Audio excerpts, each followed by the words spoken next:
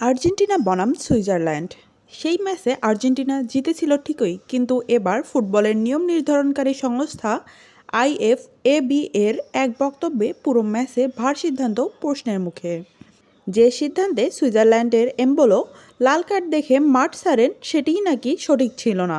তাহলে কি ভার এর ভুলে ম্যাচের মোড় ঘুরে গিয়েছিল? আজকের ভিডিওতে জানবো সেই বিতর্কিত ঘটনার পুরো সত্য। ঘটনাটি ঘটে আর্জেন্টিনার সুইজারল্যান্ড এর কোয়ার্টার ফাইনাল ম্যাচে। ম্যাচের দ্বিতীয়ার্ধে তখন উত্তেজনা তুঙ্গে। আর্জেন্টিনা এগিয়ে থাকলেও সুইজারল্যান্ড দ্রুত ম্যাচে ফিরে আসে। ৬৭ মিনিটে ডানের এক অসাধারণ গোলে স্কোর হয় 1-1। এর মাত্র কয়েক মিনিট পরই ঘটে ম্যাচের সবচেয়ে বিতর্কিত ঘটনা। আর্জেন্টিনার পারেদেস এবং সুইজারল্যান্ডের এমবোলো বলের জন্য লড়াই করছিল। সেই মুহূর্তে এমবোলো মাটিতে পড়ে যান। মাঠের রেফারি প্রথমে মনে করেন পারেদেস ফাউল করেছেন এবং তাকে হলুদ কার্ড দেখান, কিন্তু এরপর ভার থেকে রেফারিকে রিভিউ করার জন্য ডাকা হয়। রেফারি রিপ্লে দেখার পর আগের সিদ্ধান্ত বদলে দেন। পারেদেস এর হলুদ কার্ড বাতিল করে এবং এমবোলোকে সিমুলেশন বা ড্রাইভ দেওয়ার অভিযোগে হলুদ কার্ড দেখানো হয়। কিন্তু সমস্যা হলো, এমবোলো আগে থেকেই একটি হলুদ কার্ড পেয়েছিল। ফলে দ্বিতীয় হলুদ কার্ডের সঙ্গে সঙ্গে এমবোলো লাল কার্ড দেখে মাঠ ছাড়তে বাধ্য হন। সুইজারল্যান্ড তখন 10 জনের দলে পরিণত হয়। এমবোলো মাঠ ছাড়ার সময় অত্যন্ত হতাশ হয়ে পড়েন, আর সুইস দলের খেলোয়াড় ও কোচিং স্টাফ এই সিদ্ধান্ত নিয়ে তীব্র আপত্তি জানান। সবচেয়ে গুরুত্বপূর্ণ ছিল, তখন ম্যাচের স্কোর ছিল 1-1, অর্থাৎ সুইজারল্যান্ড তখনও পুরোপুরি ম্যাচের মধ্যে ছিল।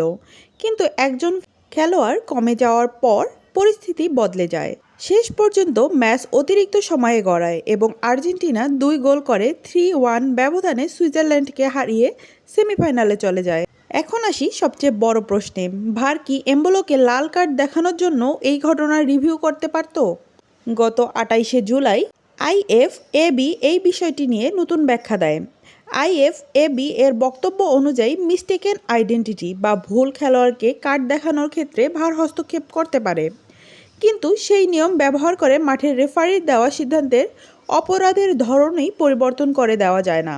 রেফারি যদি ভুল খেলোয়াড়কে কার্ড দেখান, ভার সেই খেলোয়াড়ের পরিচয় ঠিক করতে পারে, কিন্তু শুধুমাত্র ভারের মাধ্যমে নতুন করে সিদ্ধান্ত নিয়ে ঘটনাটিকে সিমুলেশন হিসেবে পরিবর্তন করা এই নিয়মের আওতায় পড়ে না। আর এখানেই এমবোলোর ঘটনা নিয়ে বিতর্ক, কারণ মাঠের রেফারি প্রথমে পারেদেস এর বিরুদ্ধে ফাউলের সিদ্ধান্ত নিয়েছিলেন, পরে ভার এর মাধ্যমে সেই সিদ্ধান্ত বদলে এমবোলোকে সিমুলেশনের জন্য শাস্তি দেওয়া হয়। আইএফএবি এর নতুন ব্যাখ্যা অনুযায়ী ভার এর এই হস্তক্ষেপ সঠিকভাবে ব্যবহার করা হয়নি, অর্থাৎ এমবোলোকে দ্বিতীয় হলুদ কার্ড দেখিয়ে মাঠ থেকে বের করে দেওয়ার পুরো প্রক্রিয়াটি এখন প্রশ্নের মুখে। সুইজারল্যান্ড এর কোচ ম্যাচের এই ঘটনার সিদ্ধান্তের তীব্র সমালোচনা করেছিলেন। তার মতে এই সিদ্ধান্ত ম্যাচের গতিপথই বদলে দিয়েছিল। তবে এখানে একটি বিষয় পরিষ্কার করা জরুরি, আইএফএবি এর বক্তব্যের অর্থ এই নয় আর্জেন্টিনা কোনো অন্যায় করে ম্যাচ জিতেছে বা ম্যাচটি ফিক্সড ছিল। মূল বিতর্ক হলো ভার কীভাবে নিয়ম ব্যবহার করেছে, আর এই ঘটনা আবারও একটি বড় প্রশ্ন সামনে নিয়ে এসেছে। ভার যদি ভুল সিদ্ধান্ত ঠেকানোর জন্য তৈরি হয়, তাহলে ভার ব্যবহারের নিয়ম যদি ভুলভাবে প্রয়োগ করা হয়, তাহলে সেই ভুলের দায় কে নেবে?